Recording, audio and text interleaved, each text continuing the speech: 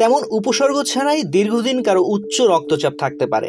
নীরবে ক্ষতি করতে পারে হৃৎপিণ্ড, কিডনি, মস্তিষ্ক, রক্তনালী ও চোখের মতো গুরুত্বপূর্ণ অঙ্গগুলোর। উচ্চ রক্তচাপ থাকলে হার্ট অ্যাটাক ও স্ট্রোকের ঝুঁকিও বেশি।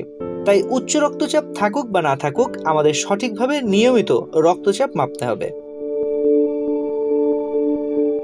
হাসপাতাল, ক্লিনিক বা চেম্বারে সচরাচর যে মনিটর দেখা যায় সেটি ব্যবহার করতে পারলে সবচেয়ে ভালো।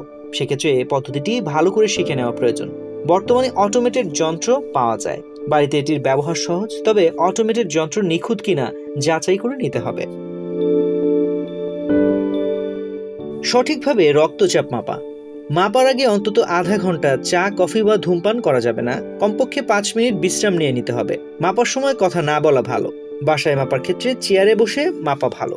2 পা মেঝেতে রেখে 2 হাত সামনের টেবিলে অথবা চেয়ারে হাতলে রাখুন।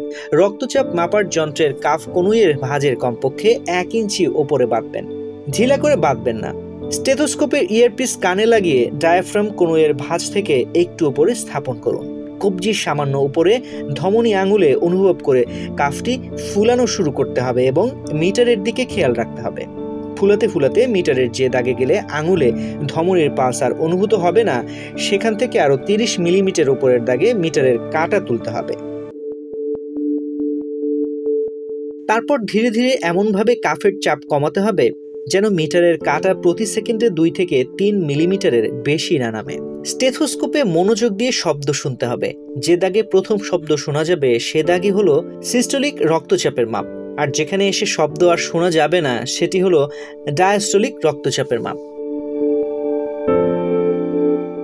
কখন বলি উচ্চ রক্তচাপ?